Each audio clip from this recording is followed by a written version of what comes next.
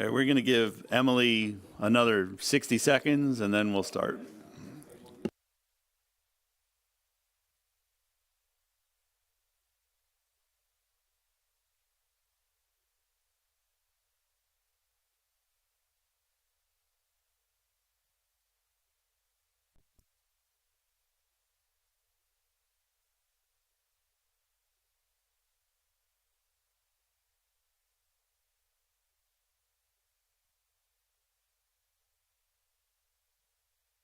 All right, folks, if we're all set and settled, I'd like to call the Champaign County Environment and Land Use Committee to order. Would the clerk call the roll, please?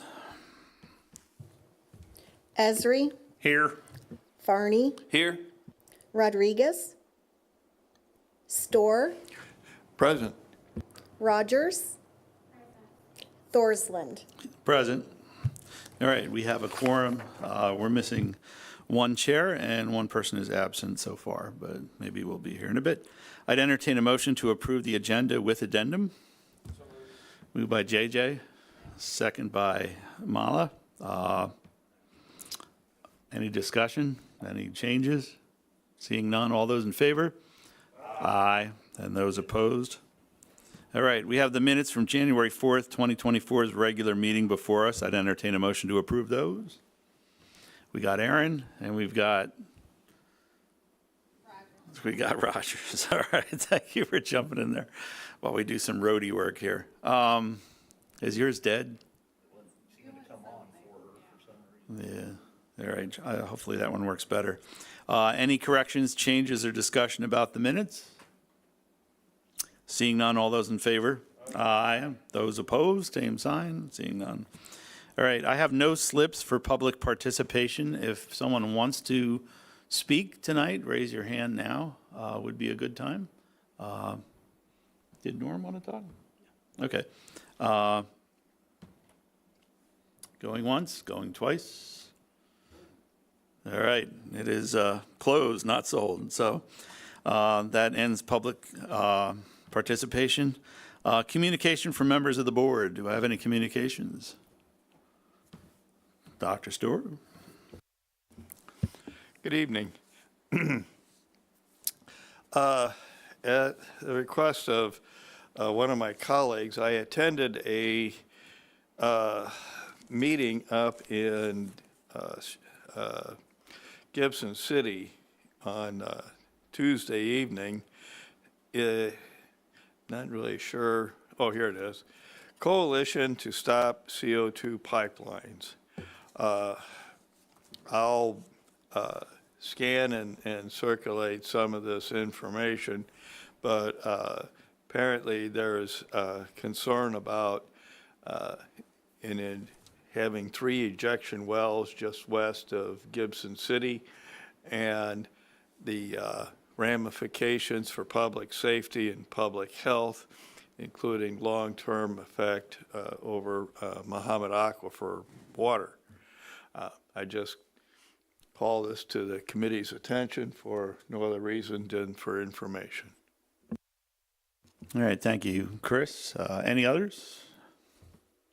All right, communications is closed. That brings us to item 7, new business, items to be approved by ELUC. This is authorization for a public hearing on proposed zoning ordinance text amendment to add requirements for battery energy storage systems, or BESS. A motion to approve. Aaron and JJ, we're on that one. Any discussion? And we have an addition to this right now, but go ahead, Chris. Thank you. It's come to my attention that there's some increasing concern about protecting the remaining groundwater quality and sustainability of potable water, and just little anecdotal things that are happening around the state and in an adjoining state, and I am pleased. How are we going to do this number 7? We can amend our motion to add that addendum to it, and this is on page 13 and it would be a new section after page, or section 6, which is safety. This would be its own. And what was the title that you proposed, John, for that section? Cooling. Cooling, okay. Very good. And did you all get a copy of this?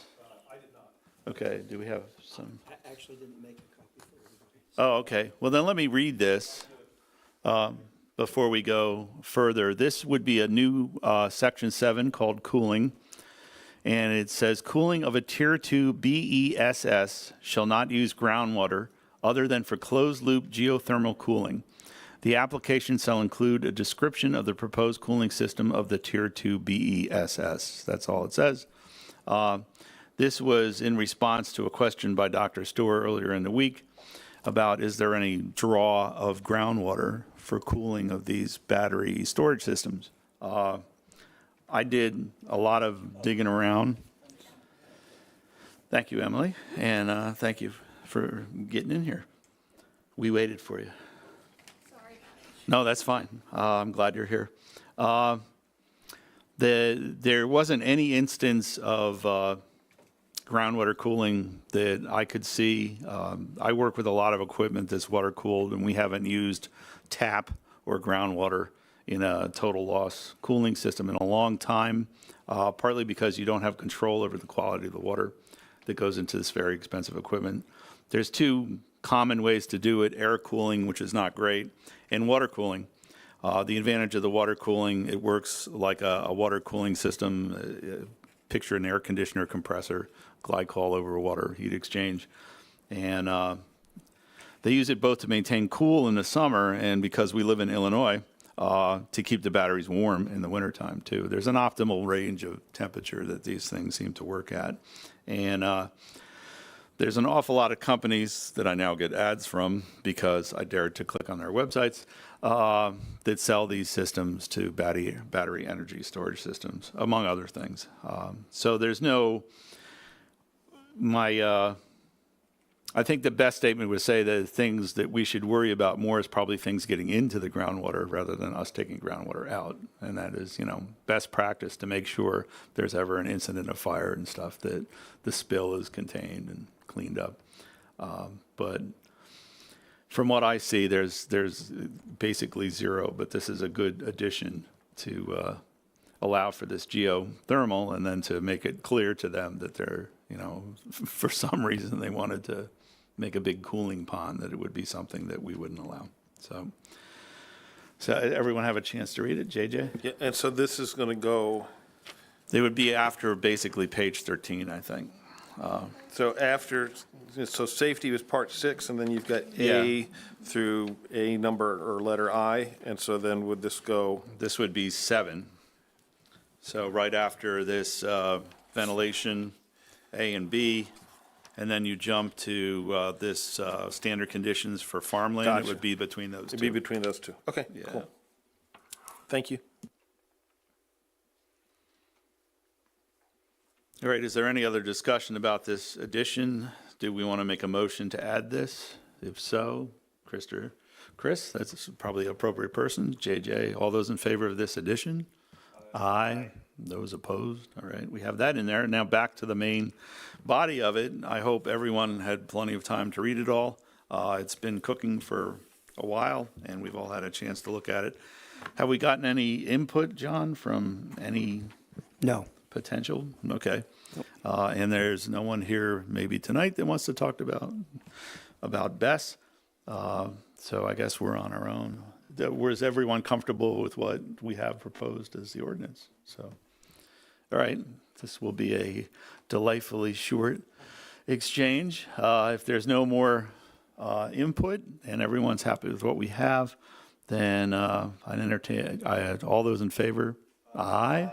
And those opposed? All right, we now have that, and that will go to the ZBA for the public hearings. Moving on to item 8. Yes, sir? For John, just curious, when do you expect this to show up on ZBA's agenda? Probably at the first meeting in March. I don't remember that date, but Thanks. All right, thank you, John.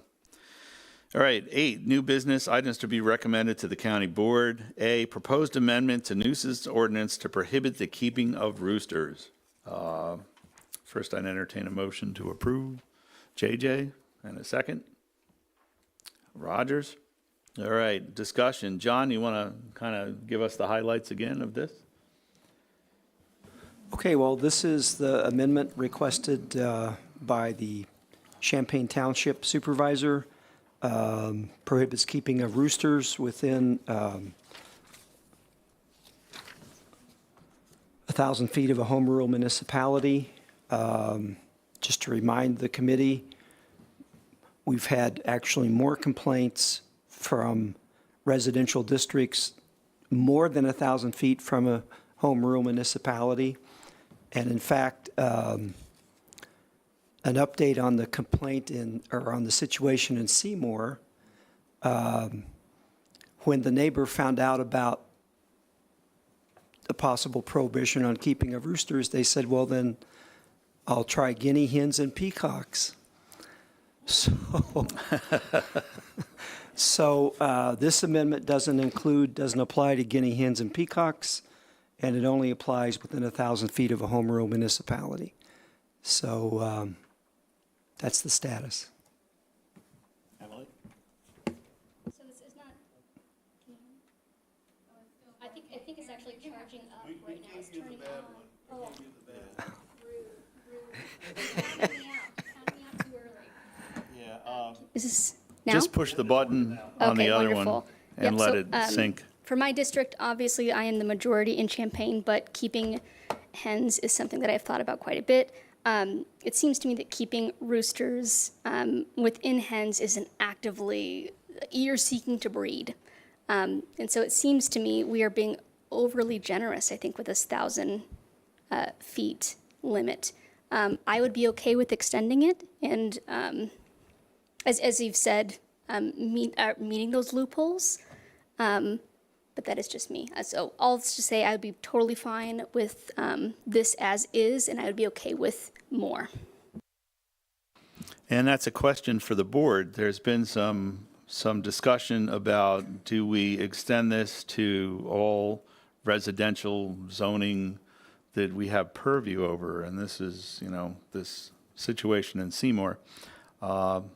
This would not do anything for the people in Seymour, or it would have no effect on that keeper of roosters down there, and potentially keeper of others, fowl. JJ? So at our last meeting, I'm the one that said, let's move on this to bring us into basically the same rules that the city of Champaign has. And I still support that, and I think this is like, it's solving the immediate problem that takes care of the Champaign Township that's come to us and said, we have this problem, let's fix this. But I agree that we need to look at the rest of the county in the areas where we have influence on. But for today, let's get done what we can do and fix that problem in those areas that are touching against the municipalities, the home rule municipalities. And John, is there something in state law that says we can only do the 1,000 feet, or did we do that because of the way the leaf burning ordinance is? Is that what it was? We just wanted to have things matching up. Yeah. That's what I thought. So that's a question for you, John. If we were to move this to the full board tonight and then decide in a few months that we wanted to expand on it, that wouldn't be terribly complicated, right?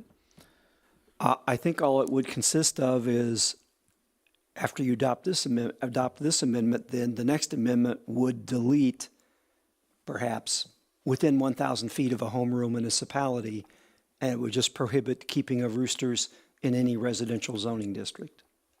Okay, so we have that option ahead of us, so maybe we see how this works.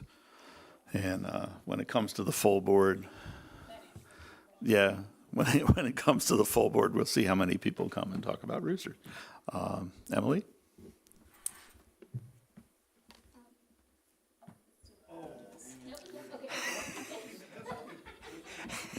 We did, yeah. We did advocate for some funds to be given to new microphones, but anyways. So overall, I guess I just want to know, I agree with JJ. Oh, you're a gentleman and a scholar. Thank you. That's the first. Okay, well, I hope this isn't. I hope that this isn't messing up somebody's experience of viewing this on YouTube. Like maybe two different speakers just. But anyways, I just wanted to note that I agree with JJ. Let's not let the perfect be an enemy of the good. I think this is a great first step. See how this goes.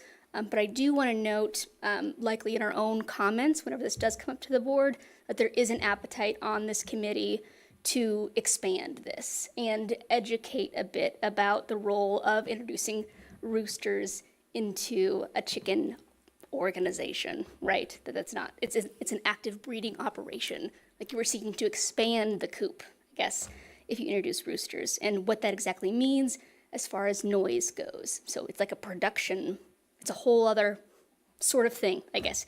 So I just want to note that as we introduce this to the board, that's something we should probably note in our comments. Yeah, as a person who probably maintained the lives and then the end of life of probably 10,000 chickens over the course of 20 years. Yes, I was a chicken farmer at one point in my life. Yeah, if you have roosters, well, in one, you wind up with roosters if you have chickens. If you buy what they call straight run from the suppliers, and occasionally if you buy single sex, you wind up with roosters anyway.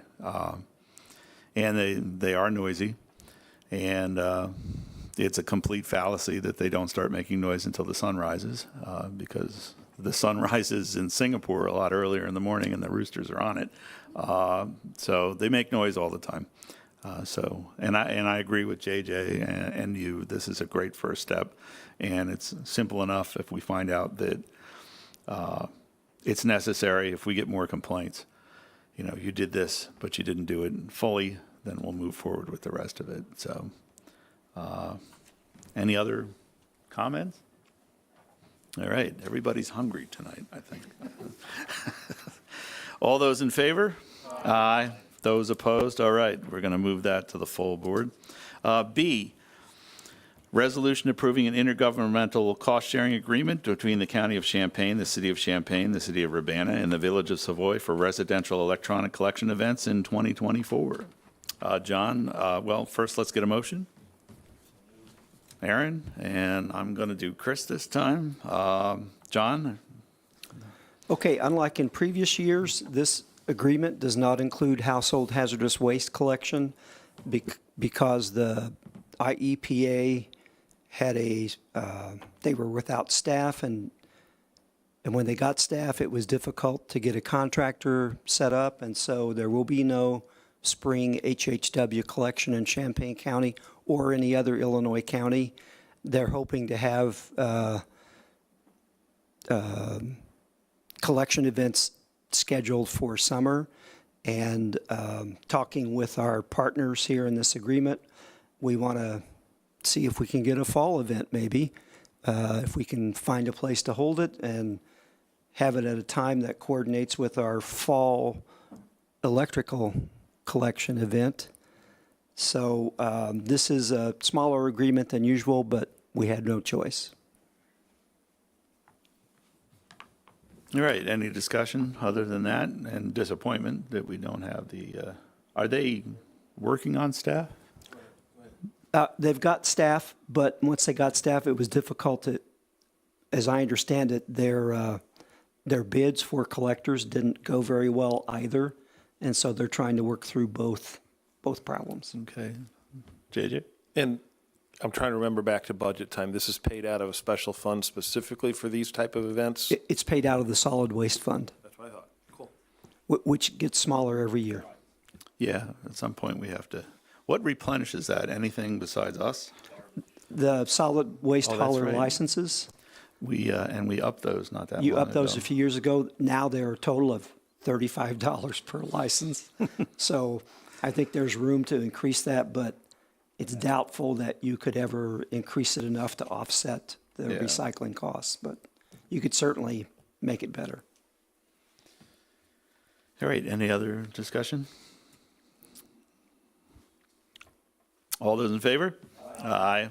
Those opposed? All right, that moves on. C, resolution approving agreement between Champaign County, Parkland College, and A-Team Recyclers regarding the residential electronic collections on May 18th, 2024, and October 12th, 2024. And this is just related. So anything, well, first a motion? Moved by JJ. I'm looking at you, Emily. Second by you. All right, anything to add to this one, John?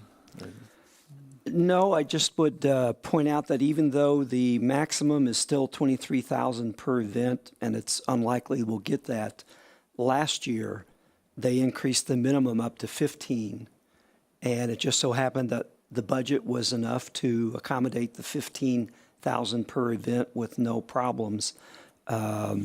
So the costs have gone up, but they're covered under the budget, and this is back before you for 2024.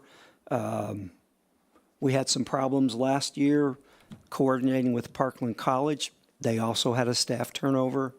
And this year, they may even have this signed already, even before the county board approves it. So that's going much better. Is that per event? Yes. Okay. Yep. All right. We're all playing microphone tag tonight. All right. Any other discussion on that one? All right. All those in favor? Aye. Those opposed? All right. That passes.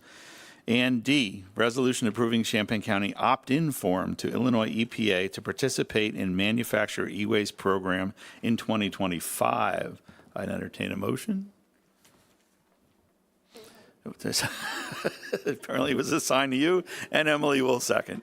That was Rogers and Rodriguez. So, John, anything to add to this one? This is for the year following. Yeah, no, this is for 2025. We have to get this into EPA by March 1.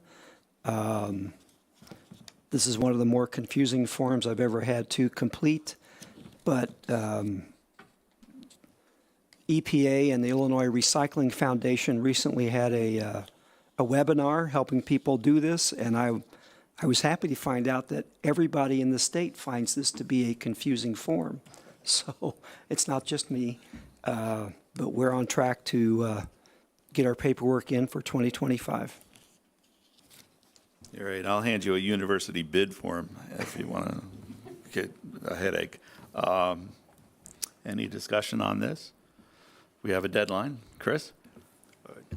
John, assuming that the Champaign County Environmental Stewards gets up and running, how will they, what will be their participation or in these recycling, especially the household hazardous waste? I haven't had a chance to discuss that much with the environmental stewards. I would hope to find out more if that project moves forward. Anything we could shift to the stewards would be, a great help for our department, but I really don't know at this time.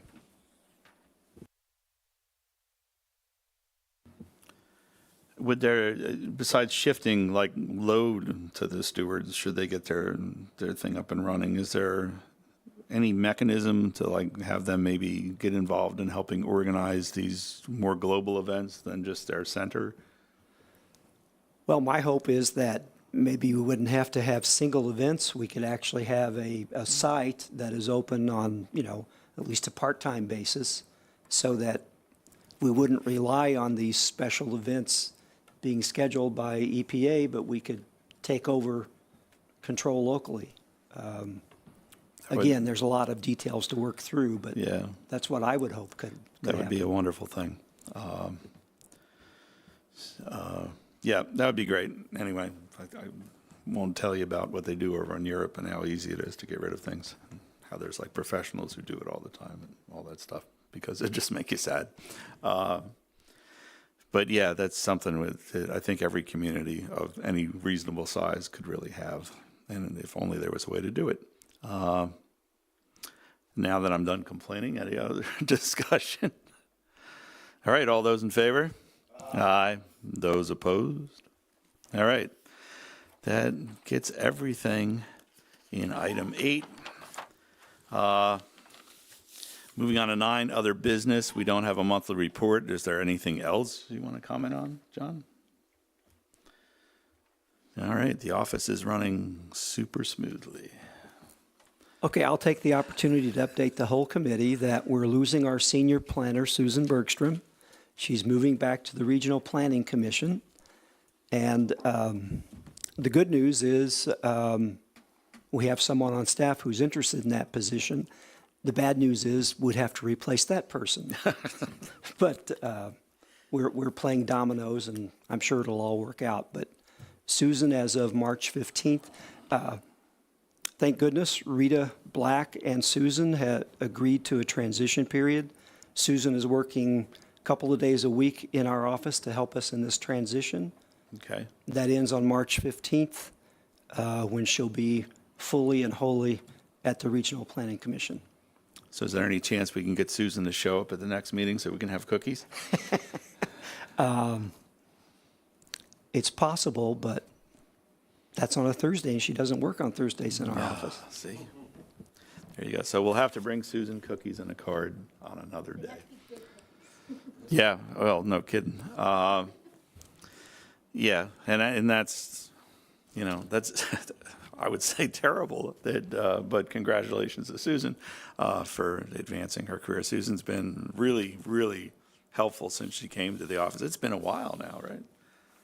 Yeah, it's been since 2016, Yeah. so this is a big change, but Yeah, she brought good for her.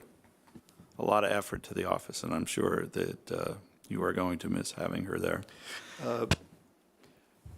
Could I, is it, we're still kind of muddling our way through workforce development here, and I hear, in hearing this kind of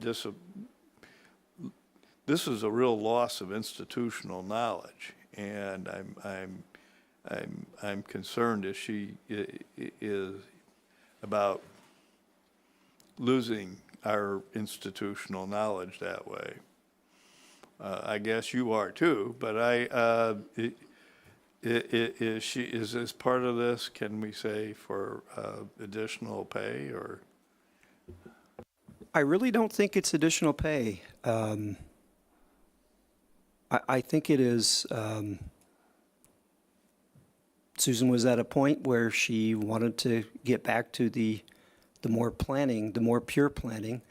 And, she's carried the load at ZBA for the past 7 years.